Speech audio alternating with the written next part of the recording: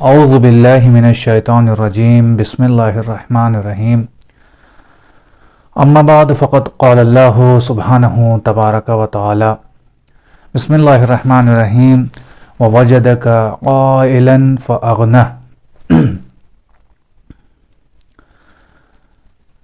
ناظرین کرام سلام علیکم۔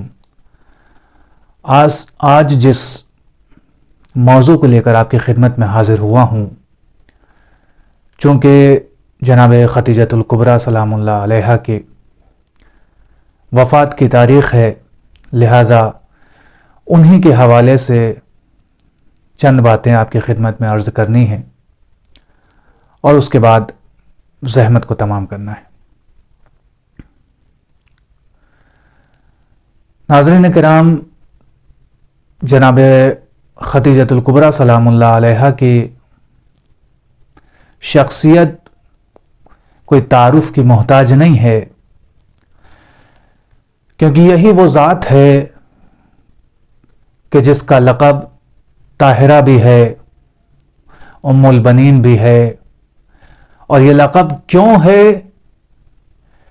کیونکہ عرب کا وہ جاہلیت بھرا دور کہ جس میں بیٹیوں کو زندہ درگور کیا جاتا تھا، زندہ دفن کر دیا جاتا تھا، ایسے ماحول میں کسی عورت کو یعنی کسی خاتون کا ایسا لقب ہونا کہ طاہرہ لقب ہونا، صدیقہ لقب ہونا، یعنی ان کو عفت و پاکدامنی کے مرتبے پر لوگ سمجھتے تھے، یہ کیسے ممکن ہوا؟ کیونکہ واقعی طور پر ان کی ذات اقدس میں یہ تمام تر صفات پائی جاتی تھیں۔ لوگوں نے مشاہدہ کیا کہ ہاں یہی ختیجۃ الکبریٰ سلام اللہ علیہا ہیں کہ جن کے یہاں عفت و پاکدامنی بھی پائی جاتی ہے، جن کے یہاں ایمانداری بھی پائی جاتی ہے، جن کے یہاں صداقت بھی پائی جاتی ہے، جن کے یہاں زیرکی بھی پائی جاتی ہے، جن کے یہاں عقل مندی بھی پائی جاتی ہے، جن کے یہاں دانائی بھی پائی جاتی ہے، اور جن کے یہاں بصیرت بھی پائی جاتی ہے۔ یہی وجہ ہے کہ لوگ مجبور ہو گئے۔ وہ ایک جملہ کہا جاتا ہے نا کہ جب کسی ذات کے اندر کچھ صفات موجود ہوں، بھلے ہی وہ ذات ہماری دشمن کی ہی ذات کیوں نہ ہو، لیکن پھر بھی انسان تعریفی کلمات جاری کرنے پر مجبور ہو جایا کرتا ہے، کیونکہ اس ذات میں وہ صفات پائی جاتی ہیں۔ یہی وجہ ہے کہ مثال کے طور پر آپ لے لیجئے کہ جناب امام علی علیہ السلام کی وہ ذات اقدس ہے کہ جس میں کائنات کی تمام تر صفات موجود ہیں، کہ جو پروردگار عالم ایک خیر البریہ میں، خیر البشر میں جو دیکھنا چاہتا ہے، وہ ساری صفات جناب علی ابن ابی طالب میں موجود ہیں۔ یہی وجہ ہے کہ خود تو خود غیر بھی یعنی دوسرے مذاہب کے لوگ بھی امام علی علیہ السلام کے فضائل بیان کرنے سے پیچھے نہیں ہٹتے ہیں، بلکہ ہم سے زیادہ فضائل بیان کرتے ہوئے نظر آتے ہیں۔ آپ کے سامنے واضح ہے، روشن ہے، آپ کو سب کو علم ہے کہ ایک عیسائی نے کس طریقے سے کئی جلدوں پر مشتمل آپ کے لیے ایک کتاب کو لکھا ہے۔ اسی طریقے سے اس زمانے میں کہ جب عرب کا جاہلیت کا دور تھا کہ جس میں بیٹیوں کو زندہ درگور اور زندہ دفن کر دیا جاتا تھا، اس دور میں اپنے ذات اور اپنے کردار اور اپنے عفت و پاکدامنی کے ذریعے سے اپنی ذات کا لوہا منوا لینا، جس ذات کا کام ہے اسے کہتے ہیں جناب ختیجۃ الکبریٰ۔ اور یہی نہیں عزیزوں، ختیجۃ الکبریٰ سلام اللہ علیہا کی وہ ذات اقدس ہے کہ جس کے لیے تعریفی کلمات رسول خدا کی زبان سے بارہا جاری ہوتے ہوئے سنائی دیے ہیں، اور یہ مشاہدہ کیا ہے اور مورخین نے نقل کیا ہے کہ بارہا رسول خدا جناب ختیجۃ الکبریٰ سلام اللہ علیہا کی تعریف میں کلمات جاری کرتے ہوئے نظر آتے تھے، اور ہمیشہ تعریف اور مدحو ثنا کرتے ہوئے نظر آتے تھے۔ کیوں؟ کیا وجہ ہے؟ آپ کی دوسری ازواج بھی تو تھیں، آخر ختیجۃ الکبریٰ میں ایسا کیا تھا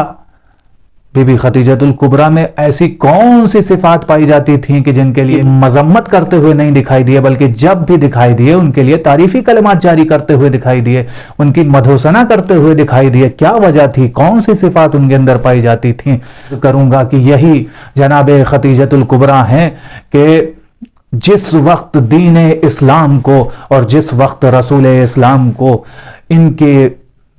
بہت ہی سخت ضرورت تھی، جس وقت آپ کے ساتھ رسول خدا کے ساتھ کوئی نہیں کھڑا تھا، تنہا ذات جناب خدیجۃ الکبریٰ تھیں، اور ان کی مال و دولت اور ثروت تھی کہ جس کے سبب رسول خدا نے دین اسلام کو استقامت کے ساتھ لوگوں کے سامنے کھڑا کر دیا اور اس کو پروان چڑھایا۔ یہی جناب خدیجۃ الکبریٰ ہیں کہ اس زمانے کی ثروت مند ترین خاتون تھیں، اور جس بزنس مین میں آپ کا شمار ہوتا تھا، کسی نے رسول خدا کا اس وقت کے کسی بھی بزنس مین نے، کسی بھی تجارت کار نے، کسی بھی تاجر نے آپ کا ساتھ نہیں دیا، تنہا یہی خدیجۃ الکبریٰ تھیں کہ جنہوں نے رسول خدا کا ساتھ دیا اور دین اسلام کو پروان چڑھانے میں ایک بہترین کردار ادا کیا اور بہترین رول ادا کیا ہے۔ کیوں نہ رسول خدا آپ کے لیے تعریفی کلمات جاری کریں؟ اس وقت کہ جب مسلمانوں کو اور اسلام کو سب سے زیادہ ضرورت تھی مال و دولت کی اور ثروت کی، اس وقت جناب خدیجۃ الکبریٰ نے رسول خدا کے لیے اپنے پورے مال و دولت کو رسول خدا کی خدمت میں پیش کر دیا اور ان کی جھولی میں ڈال دیا کہ اے رسول خدا، آپ اس دین اسلام کے رسول ہیں، آپ خدا کے رسول ہیں، خدا نے آپ کو رسول بنایا ہے اور میں آپ کی زوجہ ہوں، میرے لیے یہ مال و دولت کی کوئی حیثیت نہیں ہے، جو کچھ بھی ہے سب آپ کی خدمت میں پیش کر رہی ہوں، جیسے چاہیے اس مال و دولت کو اور اس ثروت کو آپ خرچ کیجئے، جیسے چاہیے اس مال و دولت کو استعمال کیجئے۔ اور یہی وجہ ہے کہ رسول خدا نے بہترین طریقے سے اس مال و دولت کے ذریعے سے پتہ نہیں کتنے قرض داروں کے قرضوں کو ادا کر دیا، اسی مال و دولت کے ذریعے سے کتنے بے نواؤں کی مشکلات کو آسان کیا، کتنے ضرورت مند کی ضرورتوں کو پورا کیا، کتنے مسکین تھے، کتنے فقیر تھے کہ جس کو آپ نے اسی دولت کے ذریعے سے ان کی مشکلات کو حل کیا ہے۔ عزیزان گرامی، کتنے یتیم تھے کہ جن کے سر پہ ان کے باپ کا سایہ نہیں تھا، رسول خدا نے اسی مال و دولت کے ذریعے سے دین اسلام کا اصلی چہرہ پیش کرتے ہوئے اسی مال و دولت کے ذریعے سے ان کی مدد کی ہے۔ تو کیوں نہ رسول خدا آپ کے لیے تعریفی کلمات جاری کرتے ہوئے دکھائی دیں؟ عزیزوں، ایسا ہی نہیں، دین اسلام سے پہلے بھی جناب خدیجۃ الکبریٰ کا کردار، رفتار اس طریقے سے تھی کہ لوگ دیکھ کر مجبور ہو جایا کرتے تھے کہ ان کو طاہرہ کا لقب دیں، ان کے ساتھ ادب و احترام کے ساتھ گفتگو کریں، کیونکہ آپ کا کردار ایسا تھا، آپ کی رفتار ایسی تھی۔ اور دین اسلام کے بعد تو اور زیادہ اس میں اضافی ہو گیا، یعنی جب اسلام لے آئی ہیں اس کے بعد تو اس میں اور زیادہ اضافہ ہو گیا ہے۔ یہی وجہ ہے کہ جناب عائشہ ارشاد فرماتی ہیں کہ اے رسول خدا، آپ جناب خدیجہ کو اتنی زیادہ اہمیت کیوں دیتے ہیں؟